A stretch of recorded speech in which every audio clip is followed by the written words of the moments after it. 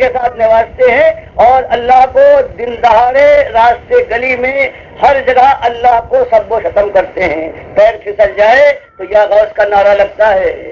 اللہ کے گھر کی طرح سے حج کی بجائے ہر جگہ عرس ہو رہے ہیں. اللہ کے بندوں کے گھروں کے ساری نظر و نیاز ان کے سامنے پیش کی جاتی ہے. وہ مشکل کشا ہے، وہ دستگیر ہے، وہ داتا ہے، وہ بندہ پرور ہے، وہ مجیب الدعوات ہے، وہ سمیع الدعا ہے. اللہ کے ساتھ یہ ظلم آج یہ امت کر رہی ہے دوسروں کا.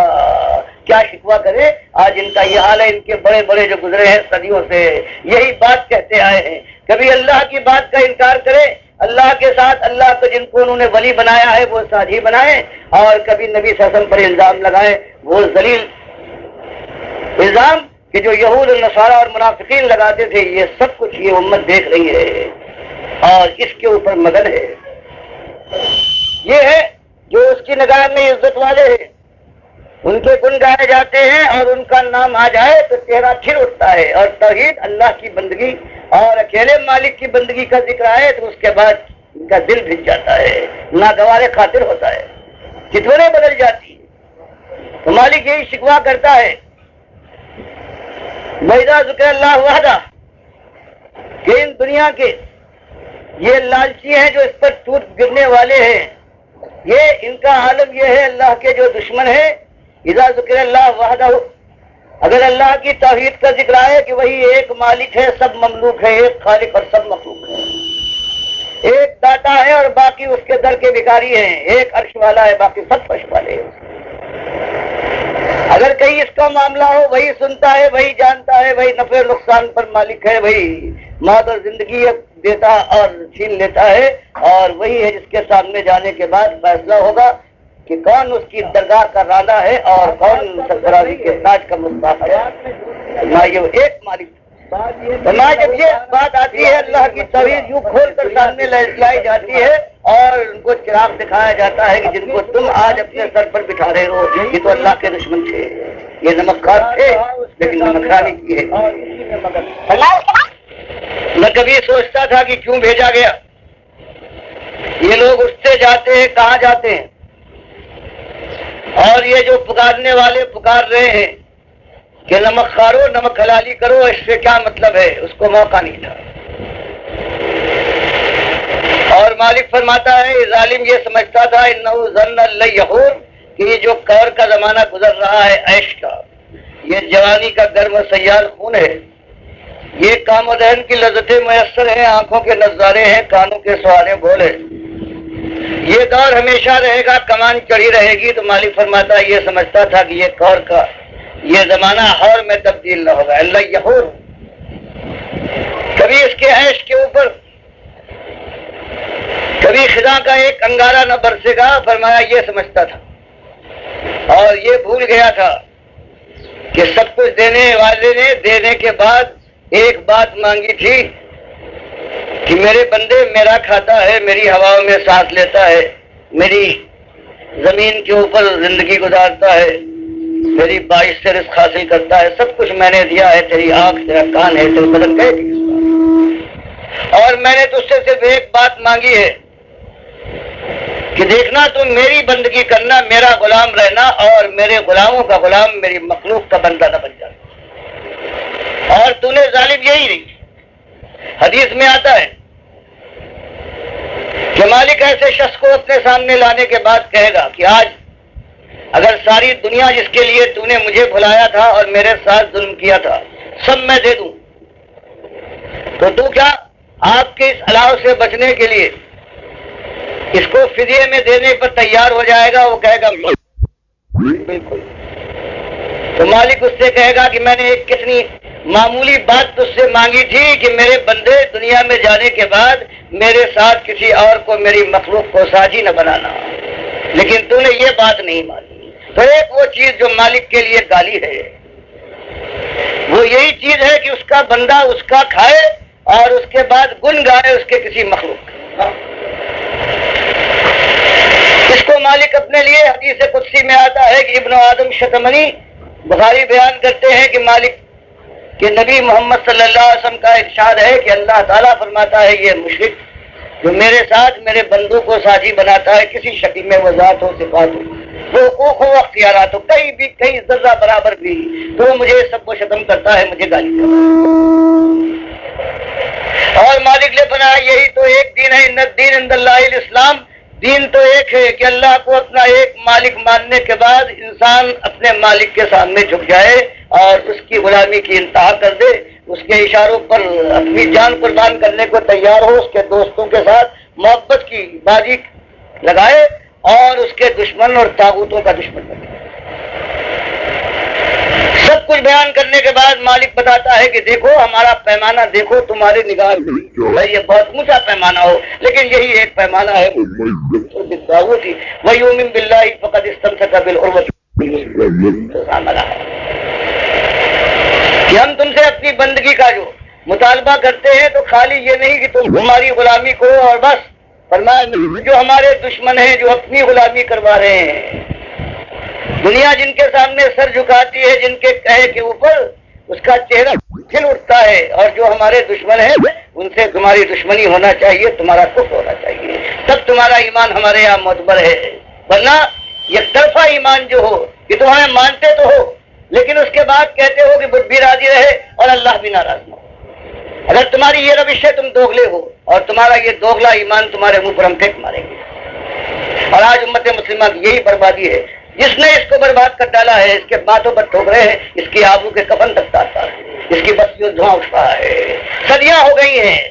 یہ ایک دو دن کی بات نہیں ہے، اور یہ دنیا کی بربادی تھی، یہ قوم برباد ہو جائے مٹ جائے، یہ اللہ کی بات آج دبی ہوئی ہے، اللہ کی کلام کی آج کوئی عزت نہیں ہے، اللہ کے نبی صلی اللہ علیہ وسلم کی سنت کا کوئی مقام نہیں ہے، دین کا مذاق اڑاتے ہیں صرف باہر والے نہیں، یہ امت کے یہ جو اپنے زبان سے نعرے لگاتے ہیں لا الہ الا اللہ محمد رسول اللہ، یہ اللہ کی کتاب کا مذاق اڑاتے ہیں، اللہ کے نبی صلی اللہ علیہ وسلم کی سنت کو مذاقے کے ساتھ نوازتے ہیں، اور اللہ کو دن دہاڑے راستے گلی میں ہر جگہ اللہ کو سب و ختم کرتے ہیں، پیر پھسل جائے تو یا غوث کا نعرہ لگتا ہے، اللہ کے گھر کی طرح سے حج کی بجائے ہر جگہ عرس ہو رہے ہیں، اللہ کے بندوں کے گھروں کے ساری نظر و نیاز ان کے سامنے پیش کی جاتی ہے، وہ مشکل کشا ہے، وہ دستگیر ہے، وہ داتا ہے، وہ بندہ پرور ہے، وہ مجیب الدعوات ہے، وہ سمیع الدعا ہے۔ اللہ کے ساتھ یہ ظلم آج یہ امت کر رہی ہے، دوسروں کا کیا شکوہ کرے، آج ان کا یہ حال ہے، ان کے بڑے بڑے جو گزرے ہیں صدیوں سے یہی بات کہتے آئے ہیں، کبھی اللہ کی بات کا انکار کرے، اللہ کے ساتھ اللہ کو جن کو انہوں نے ولی بنایا ہے وہ ساجی بنائے، اور کبھی نبی صلی اللہ علیہ وسلم پر الزام لگائے، وہ ذلیل الزام کہ جو یہود النصارہ اور منافقین لگاتے تھے، یہ سب کچھ یہ امت دیکھ رہی ہے اور اس کے اوپر مگن ہے۔ یہ ہے جو اس کی نگاہ میں عزت والے ہیں، ان کے گن گائے جاتے ہیں اور ان کا نام آ جائے تو چہرہ کھل اٹھتا ہے، اور توحید اللہ کی بندگی اور اکیلے مالک کی بندگی کا ذکر آئے تو اس کے بعد ان کا دل بھج جاتا ہے، ناگوار خاطر ہوتا ہے، چتورے بدل جاتی ہے۔ تو مالک یہی شکوہ کرتا ہے وَإِذَا ذُكِرَ اللَّهُ وَحْدَهُ، کہ ان دنیا کے یہ لالچی ہیں جو اس پر ٹوٹ گرنے والے ہیں، یہ ان کا عالم یہ ہے، اللہ کے جو دشمن ہیں، اذا ذکر اللہ وحدہ، اگر اللہ کی توحید کا ذکر آئے کہ وہی ایک مالک ہے، سب مملوک ہے، ایک خالق اور سب مخلوق ہے، ایک داتا ہے اور باقی اس کے در کے بھکاری ہیں، ایک عرش والا ہے باقی سب فرش والے ہیں، اگر کہیں اس کا معاملہ ہو وہی سنتا ہے، وہی جانتا ہے، وہی نفع و نقصان پر مالک ہے، وہی موت اور زندگی دیتا اور چھین لیتا ہے، اور وہی ہے جس کے سامنے جانے کے بعد فیصلہ ہوگا کہ کون اس کی درگاہ کا راندہ ہے اور کون سرفرازی کے تاج کا مستحق ٹھہرا۔ نہ یہ ایک مالک، نہ جب یہ بات آتی ہے اللہ کی توحید یوں کھول کر سامنے لائی جاتی ہے اور ان کو چراغ دکھایا جاتا ہے کہ جن کو تم آج اپنے سر پر بٹھا رہے ہو یہ تو اللہ کے دشمن تھے، یہ نمک خوار تھے لیکن نمک خامی کی ہے۔ فرمایا اس کے بعد ان کے دل بھج جاتے ہیں، وَإِذَا ذُكِرَ الَّذِينَ مِن دُونِهِ، اور اللہ کے علاوہ جو ان کے رحمت اللہ علیہ اور ان کے امام اور ان کے پیشوا ہیں، جن کے یہ گن گاتے ہیں، دن مناتے ہیں، جن کی نظر و نیاز پیش کرتے ہیں، ان کا ذکر آ جائے تو اذا ہم یستبشرون، مالک فرماتا کھل اٹھتے ہیں۔ آج اس امت کی یہی کیفیت ہو گئی ہے۔ تب کہیں میرے بھائیوں آسمان سے یہ انگارے برس رہے ہیں اور زمین اپنا لاوا اگل رہی ہے، اور یہ دنیا کی ذلت جو ماتھوں پر ٹھوکریں اور منہ پر تھوک کے ساتھ آج آپ دیکھ رہے ہیں. یہ تو بہرحال ایک آگ ہے، ذلت کی آگ، لیکن اگر یہی حال باقی رہا تو پھر جہنم کی آگ جو ہمیشہ جلاتی رہے گی، رشتہ داری کی ساری راہیں بند ہو جائیں گی، اس سے بچانے کا کیا موقع ہوگا. اس لیے آج اس کا موقع ہے کہ اللہ نے یاد دلایا ہے کہ اگر ایمان کے دعوے دار ہو اور تم دیکھ رہے ہو کہ ہر طرف باہر والے بھی اور اندر والا بھی اللہ کے دین کے ساتھ یہ ظلم کر رہا ہے، تو اپنی ذمہ داری پہچانو. مالک فرماتا ہے یریدون لیطفئوا نور اللہ بافواہہم، یہ اللہ کے باغی ہے، ان کا ایک ارادہ ہے، ایک مقصد ان کی نگاہ کے سامنے ہے کہ اللہ کے اس نور کو، نور ایمان کو، اس توحید کے اس نور کو اپنی پھونکوں سے بجھا دیں. لیکن پروردگار اس کو تمام اتمام تک پہنچا کے رہے گا، اس وجہ سے کہ ایسے لوگ جمع ہو گئے. اللہ کے نبی صلی اللہ علیہ وسلم نے اس بات کو اٹھایا ہے، اپنے ساتھیوں کو آواز دی ہے، تو کوئی دیر کا آیا ہے، کوئی سویر آیا ہے، لیکن سارے مخلص آتے گئے ہیں. چاہے 5 سال لگ گئے ہوں عمر بن خطاب رضی اللہ تعالیٰ عنہ کو، لیکن جب آئے ہیں تو پوری جان کے ساتھ آئے ہیں، پورے دل کے ساتھ آئے ہیں، اور پوری توانائیوں کو انہوں نے میٹ دیا ہے. یہ اللہ کی توفیق ملی ہے، اور آج ہم ان کے نام لیوا ہے، مسلمان گھر میں پیدا ہو گئے ہیں. لیکن جب تک ہم یہ دیکھتے ہیں کہ چلو اسلام کا نام لینے میں فائدہ ہے، اس وقت تک تو ہم اسلام کا نام لینے والے ہیں اور بڑے آواز کے ساتھ لے. لیکن اگر کہیں اس میں کوئی تکلیف اور کوئی مصیبت کا موقع آنے لگے تو اس کے بعد کھسک جاتے ہیں اور کترا جاتے ہیں. اور مالک فرماتا ہے دنیا یہ چاہتی ہے اور ہم نے اس کا انتظام کیا ہے کہ یہ بات دنیا میں نہ ہونے پائے. هو الذی، اور تمہارا مالک تو وہی ہے، ارسل رسولہ بالہدی ودین الحق لیظہرہ علی الدین کلہ ولو کرہ المشرکون. لیکن مالک اس کو پسند نہیں کرتا. مالک نے اس کا انتظام کیا ہے اپنے آخری نبی کو ہدایت کے ساتھ پوری رہنمائی اس کی ہے، کتاب دی ہے، اور ذمہ داری ڈالی ہے کہ یہ دین حق ہے جس میں ایک مالک کی پوجا ہوگی اور طاغوت کے ساتھ دشمنی اور کفر کیا جائے گا. اس دین کو ساری دنیا میں غالب کرنا یہ آپ کا فریضہ ہے. سارے انتظامات کریں اور اس کے بعد پھر وہی چیز جو آخری چیز ہوتی ہے سوالات کو استعمال کرنے کے لیے، اور اس طرح سے. اور دنیا میں یہ مشرک ہے، چاہے یہ بادشاہی کے تخت پر بیٹھے ہوں یا خزانے کے سانپ بنے ہوئے ہوں یا دینداری کا کاروبار کرتے ہوں، یا یہ عوام ہے جو ان کے ان ملا کے قبضے میں ہوتے ہیں، یہ مشرک جل جائے، ان کے کلیجے سے ہو کے اٹھے، برباد کیے. فرمایا ایک مقصد سے ہمارے نبی صلی اللہ علیہ وسلم کا کہ بھیجے جانے کا مقصد یہ ہے کہ خود اللہ کے بندے بنے، بندگی کی انتہا کر دکھائیں دنیا والوں کے سامنے، اور اس کے بعد اللہ کی اس بندگی کے دین کو دنیا کے سامنے پیش کریں. اس راستے کے اندر چوٹے کھا کر سہلائیں اور زخم اٹھانے کے بعد شیرانہ وار چاٹ جائیں. ہجرت کے مقام آواز دے تو اس ایمان کے لیے، اللہ کی بندگی کے لیے ہر چیز کو ٹھوکر مار کر اور ثابت قدمی دکھائیں، اور اس کے بعد فولاد کے ذریعے سے اللہ کے دین کو باطل کے مقابلے میں غالب کرتا رہے. تو یہ بیان کرنے کے بعد کہ بندگی کا صرف یہ معاملہ نہیں ہے کہ حمد و ثنا کر لی تم نے، نماز پڑھ لی، روزے اور حج و زکوٰۃ کا ادا کر لیے اور جو کچھ فرائض ہے، اور اس کے بعد سمجھ لیا کہ تم نے تیر مار لیا، کامیابی کی منزل اب تمہارے قدموں میں لوٹے، یہ تمہیں حق پہنچتا ہے. مالک فرماتا ہے یہ کہاں، یہ تو ابتدا ہے. تم عذاب علیم سے نہیں بس پا سکتے اگر تم یہی تک رہے، چاہے انتہا خلوص کے ساتھ. فرمایا بھی 2 چیزیں اور باقی ہیں، تواصی بالحق اور تواصی بالصبر. یہی تو نبی صلی اللہ علیہ وسلم کی ذمہ داری ہے کہ خود بندگی کریں، عمل صالح سے ثبوت دے، اور پھر دنیا والوں کو اللہ کی بندگی اور غلامی اختیار کرنے کے لیے بے محابہ کھود کر فسا بما تمر وعارض عن المشرکین، کھود کر بات سمجھا دے گی توحید یہ ہے اور شرک یہ ہے. یہ نجس دامن ہے جس کی کوکھ سے ساری خرابیاں پیدا ہوتی ہیں. یہ سرچشمے صافی ہے یہ ایمان کا اور توحید کا کہ ہر بھلائی اس سے نکلتی ہے. اور اس راستے میں پھر برداشت کرتے رہے جو آتا رہے گی. ان الذین آمنوا والذین ہاجروا وجاہدوا فی سبیل اللہ اولئک یرجون رحمت اللہ واللہ غفور رحیم. ایسا ایمان ہو کہ آگ لگا دے اپنے ماحول میں، ماحول برداشت نہ کر پائے، اور پھر وقت آتا ہے کہ نکال بات کرے، ہجرت کے مقام آواز دے. فرمایا جو ہمت بس اس کے بعد لبیک کہنے کے بعد ہر چیز کو ٹھکرا دے ایمان کے لیے، تو اس کے بعد وجاہدوا، اور پھر یہ نہیں کہ اب سستانے کے لیے پیر پھیلائیں اور کمر کس لیں، کبھی اس کے بعد آخری مارکا آ رہا ہے جہاں فولاد استعمال ہوتا ہے، سر اچھلتے ہیں اور سینے چاک ہوتے ہیں۔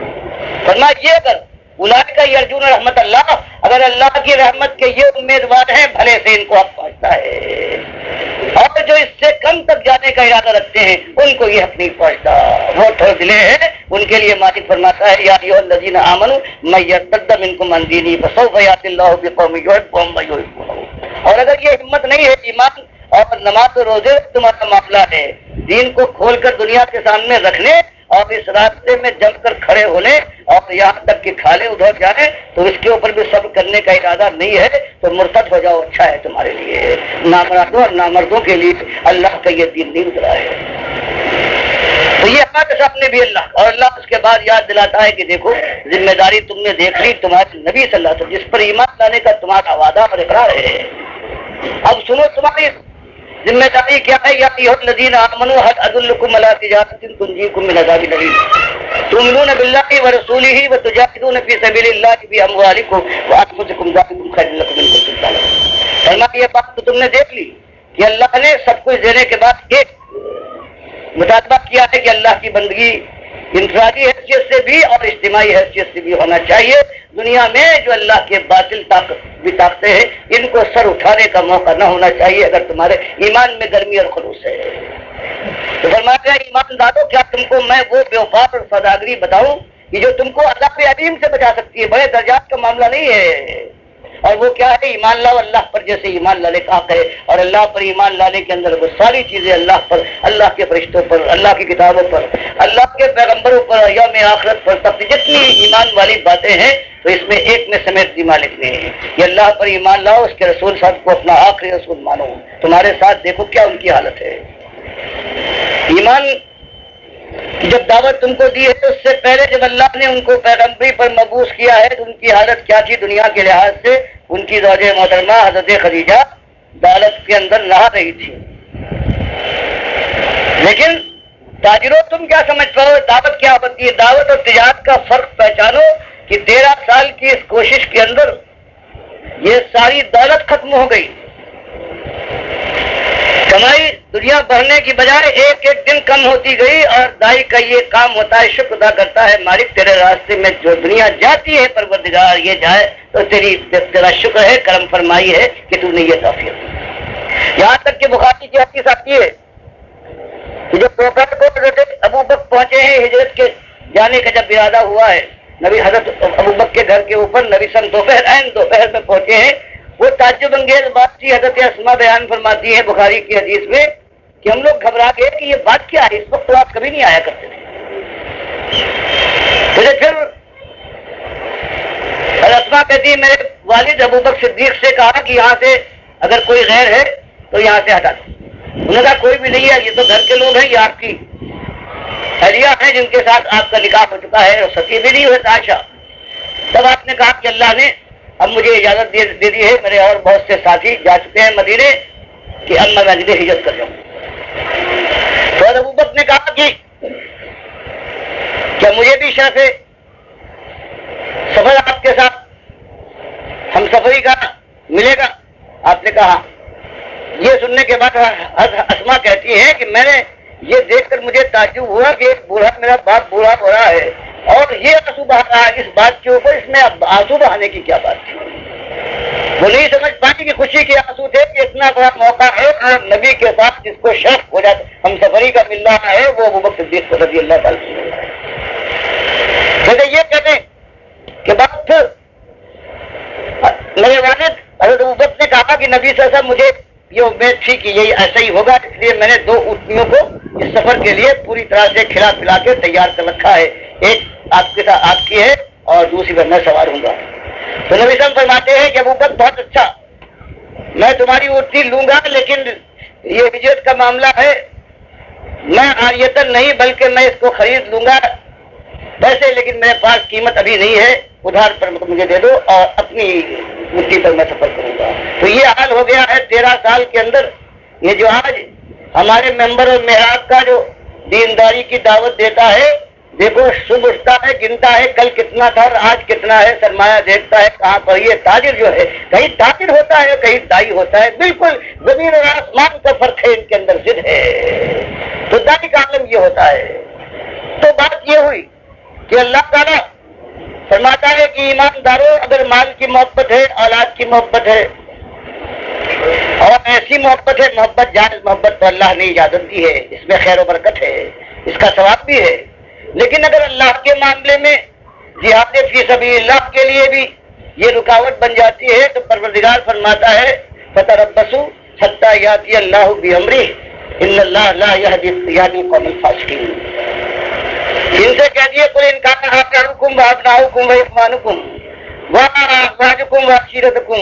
واموال اقترفتموها وتجارۃ تخشون کسادها ومساکن ترضونها احب الیکم من اللہ ورسولہ وجہاد فی سبیلہ فتربصوا حتی یاتی اللہ بامرہ ان اللہ لا یہدی القوم.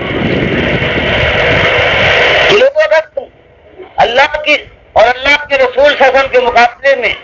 یہ چیزیں عام ہوتی ہیں، تمہارے باپ ہیں، تمہارے بیٹے ہیں، تمہارے بھائی ہیں، تمہاری بیویاں ہیں، تمہارا کٹم اور قبیلہ ہے، تمہاری تجارت اور تمہارا روزگار ہے، تمہارے محل، تمہارا گھر، تمہاری حویلی ہے. اگر یہ چیز تم کو اللہ اور اس کے رسول سے کے ساتھ محبت کرنے اور اس کی راہ میں جہاد کرنے سے روک رہے ہیں تو کوئی بات نہیں، اللہ زبردستی نہیں کرتا. فتربصوا انتظار کرو حتی یاتی اللہ بامرہ، یہاں تک کہ اللہ اپنا فیصلہ تم پر صادر کر دے. اور کان کھول کر سن لو کہ لوگوں جو ایمان کا اقرار کرنے کے بعد کتراتے ہیں اور ان چیزوں کو تم ترجیح دو اور اللہ کی راہ میں جہاد کرنے سے پیچھے ہٹ جاؤ تو تم فاسق ہو، چاہے بڑے بڑے دعوے تمہارے ایمان کے ہوں، چاہے تم بدر و احد کے اندر شریک رہے ہو اور تم نے کہیں کمی نہ دکھائی ہو. لیکن ایک مرتبہ بھی اگر تم نے اس راستے میں کوئی کمی ظاہر کی تو اس کے بعد انتظار کرو یہاں تک کہ اللہ فیصلہ صادر فرمائے. اور تم یاد رکھو کہ پروردگار لا یہدی القوم، یہ تو پروردگار ہے، یہ تو ہے، ان کو پروردگار راہ نہیں دکھایا جاتا ہے. لوگ کو وعدہ خلافوں کو ہماری اس مقصد کو نہیں جا سکتا. اللہ کا فرمان یہ ہے کہ اس سطح جو تم نے ایمان کا دعویٰ کیا ہے اور تم نے یہ کہہ دیا ہے کہ ہم نے جان اور مال اللہ کے ہاتھ بیچ دی ہے جنت کے بدلے میں. ایمان کا معاملہ یہی ہے. اللہ فرماتا ہے یہ کوئی ایسی چیز نہیں ہے کہ زبان کے دو بول ہیں، بولے اور جب چاہا اسے بھول گئے. فرمایا اس کے معنی یہ ہے ان اللہ اشترى من المؤمنین انفسهم واموالهم بان لهم الجنہ یقاتلون فی سبیل اللہ فیقتلون. اس کے معنی یہ ہے کہ تم نے ایمانداروں اگر مخلص ہو، جان اور مال تم نے اللہ کے ہاتھ بیچ دیے ہیں. اب یہ معاملہ نہیں ہے کسی موقع پر جان و مال کو سنبھال کر رکھو اور اللہ کی دین کا تقاضے جو ہیں ان کو بسے کچھ ڈال دو. فرمایا یہ نہیں، جنت تمہیں دیں گے، اتنی بڑی قیمت ہے، لیکن اس کے ساتھ یہ تمہیں کرنا ہوگا. اور اس کے بعد فوراً مالک فرماتا ہے کہ جو ایسے وعدے میں ایمان کے وعدے میں مخلص ہوتے ہیں وہ آخری حد تک جاتے ہیں. یقاتلون فی سبیل اللہ فیقتلون. تو نمازیں، روزے، حج اور زکات، یہ تبلیغ دین، اس میں چوٹ کھا کے سہلا لینا، پیٹ کے اوپر چوٹ، قید و بند، یہ تو سب ہے. لیکن آخری چیز ان کے عزائم میں ہوتی ہے کہ اس کے بعد کہ میدان جنگ میں اللہ کے دین کی سرفرازی کے لیے سر بکف جائیں گے، کفن بدوش جائیں گے، موت کی آنکھوں میں آنکھیں ڈال کر مسکرائیں گے اور شہادت کی تمناؤں سے بھرپور دل کے ساتھ اللہ کی طرف سے اس عنایت اور کرامت کو جو شہادت کی شکل میں آتی ہے اس کو آواز دیں گے. فرمایا یہ اگر تم کرو گے یہاں تک جاؤ گے، سب کہیں عزائم ہو چاہے موقع نہ آئے، خلوص کے ساتھ سب کہیں یہ ہو سکتا ہے کہ پروردگار تمہارے ایمان کی قدر کرے، آپ کی لپٹوں سے تمہیں بچا لے اور پھر ان مقامات میں داخل کر دے جہاں وہ فرماتا ہے کہ لہم فیہا ما یشاؤون، وہاں صرف تمہاری مشیت راج کرے گی، تمہاری مشیت میں مالک بھی مداخلت نہ کرے گا. خالدین ہمیشہ کی بات ہے. کان علی ربک وعدا مسئولا. اگر کبھی جنتوں کے اندر جواب مردو یہ کچھ کرنے کے بعد آئے ہو، مخلص ہو، نمک کھلا لو، پھر تمہاری مشیت راج کرے گی اور تمہاری مشیت میں کبھی مداخلت نہ ہوگی. بفرض محال میری طرف سے مداخلت ہو جائے تو میں نے اپنے کو مسئول بنایا ہے، تم کو حق دیتا ہوں کہ پوچھ سکتے ہو کہ مالک تو نے وعدہ کیا تھا، یہ وعدہ پورا نہیں ہو رہا ہے. تو یہ ایک انداز ہے. یہ آپ سمجھ لیں یا تو آگ لگے گی،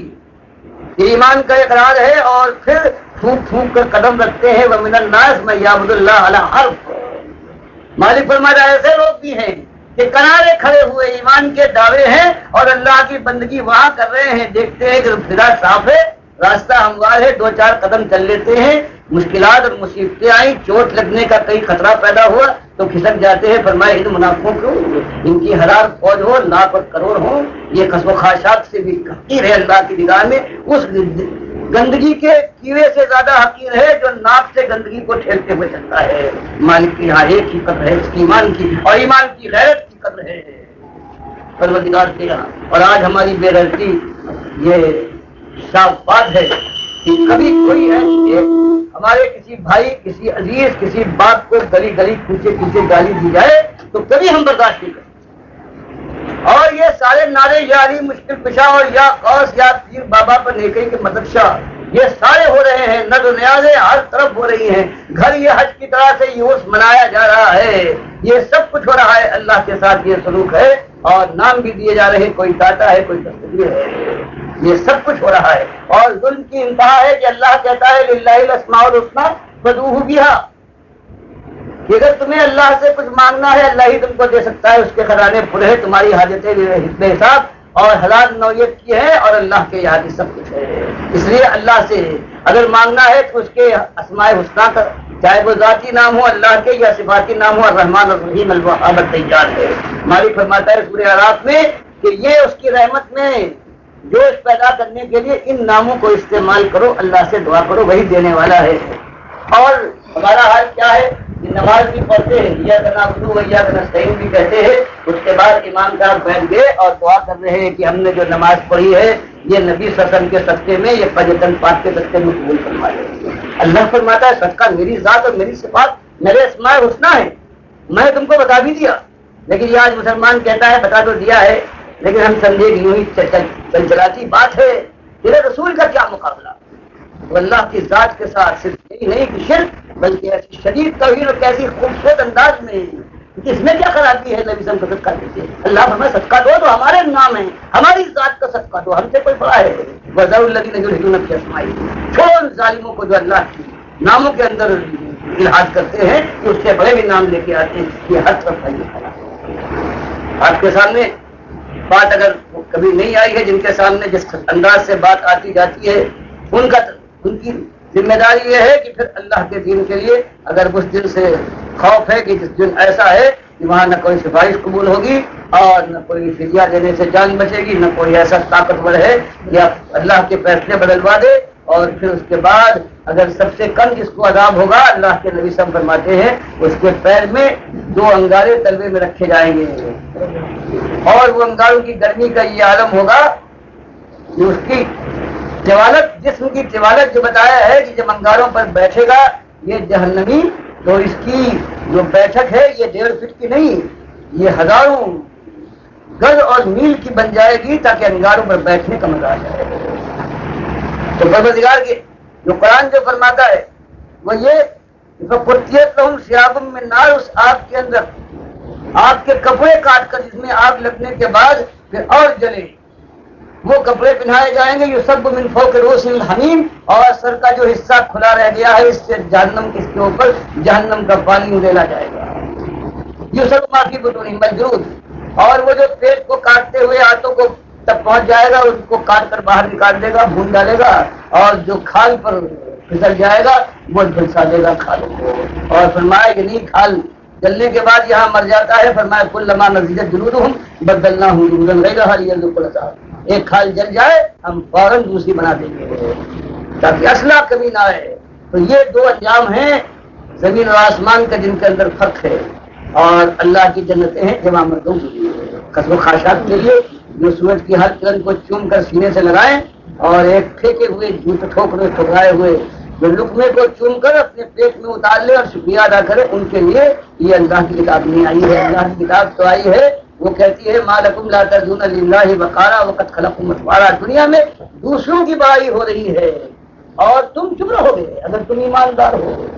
اگر تم چپ رہتے ہو تمہارا ایمان تمہارے منہ پر پھینک دیے جانے کے لائق ہے۔ اللہ کے آپ پہنچنے کے بعد حالت دکھ ہوگی۔ فرمایا یہ تم نے سمجھ لیا ہے کہ بس نعرے لگائے لا الہ الا اللہ، اور اس کے بعد جنت کی بادشاہی تمہارے قدم چومے گی، تم دستک من ہذا یا جبریل، تو معلوم ہوا کہ جو آسمان پہ جو اس وقت برزخ میں زندہ ہے سارے انبیاء، حضرت عیسیٰ بھی، حدیثہ اپنی اصلی جسمانی دنیاوی جسم کے ساتھ اور دوسرے برزخی جسم کے ساتھ، وہ یہاں نہیں آئے تھے اس شکل میں، بلکہ اللہ نے دنیا میں جو ان پیغمبروں کا جو شکل و صورت جو جسہ جو ہوتا تھا اپنے پیغمبری کے زمانے میں موجزانہ طور پر اپنی قدرت سے سب کو جمع کر کے آپ کے پیچھے نماز پڑھوا دی، تاکہ یہ ایک ثبوت ہو جائے کہ آپ امام کر دیا۔ باقی روح والا نہیں، آنے جانے کا معاملہ نہیں، خالص اللہ کی تنقید اور تمہاری پہ جمع کر دیا، اور روحیں میں نئے جسدوں کے ساتھ اوپر آسمان پر جہاں پوچھنا پڑا ہے من ہاذا من ہاذا من ہاذا من ہاذا۔